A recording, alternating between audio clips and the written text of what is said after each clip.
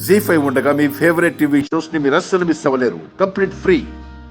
All family members అందరూ ఒకసారి బయటికి రండి.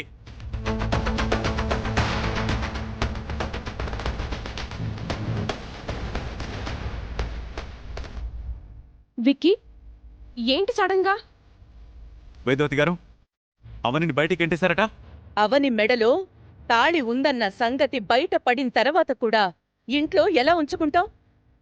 ఇప్పుడు వీడు ఆ ఫ్రస్ట్రేషన్లో నా గురించి అయితే బయట పెట్టాడు కదా.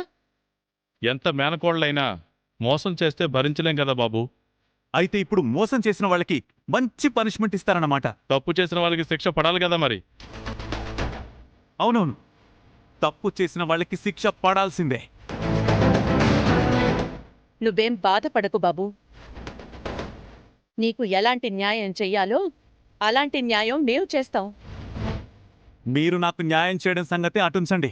ఈలోపు నేను మీకు సరదాగా ఒక సినిమా చూపిస్తాను. అది చూసి తరించండి.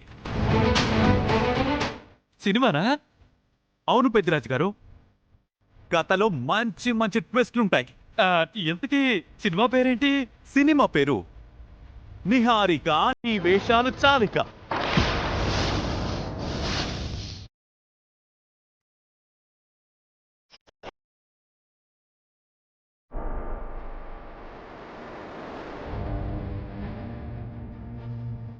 ఇదేదో నిహారిక గురించే పెట్టినట్టుంది. Yes, Vikas entertainments production number 1 Niharika నీ వేషాలు చాలిక. క్యాప్షన్ వచ్చి దొరికిపోయావుగా. ఏమైంది బ్రో, ఎందుకు విచిత్రంగా మాట్లాడుతున్నావు? విక్కీ, మనం తర్వాత మాట్లాడుకుందాం. నువ్వు ముందు ఇంటికి బయలుదేరు. నా కథలో మెయిన్ క్యారెక్టర్ నువ్వే. ఎందుకు టెన్షన్ పడతావు? కూల్. అందరికీ కలిపి చెప్తాను, జాగ్రత్తగా వినండి. వికాస్ బ్రో, నీ సినిమా కథను నేను చెప్తాను. వాట్? అవును బ్రో. ఏంటి జోకా? No, very serious. ముందు నీ కథలోని మెయిన్ క్యారెక్టర్ అయిన నిహారిక గురించి చెప్తాను. నిహారిక మంచిది కాదు, బ్యాడ్ క్యారెక్టర్. నిహారిక పబ్బులకి వెళ్ళేది, డిస్కోటెక్కులకు తిరిగేది, అవునా?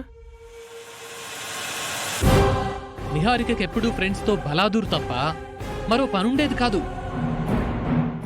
ఎప్పుడూ చీరల్లో కాకుండా పొట్టి పొట్టి బట్టలు వేసుకునేది.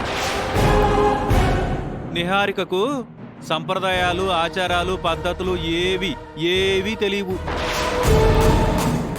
చాలా మంది అబ్బాయిల్ని వెంట తిప్పుకొని చివరికి వాళ్ళని పిచ్చి వాళ్ళని చేసి వదిలేసేది.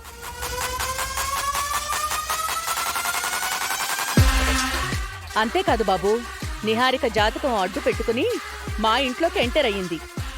మమ్మల్ని అందరినీ మోసం చేసి శ్రీకర్ని చేసుకుందాం అనుకుంది. జీ5 యాప్ డౌన్లోడ్ చేసి అన్ని ఎపిసోడ్స్ పూర్తి ఉచితంగా చూడండి.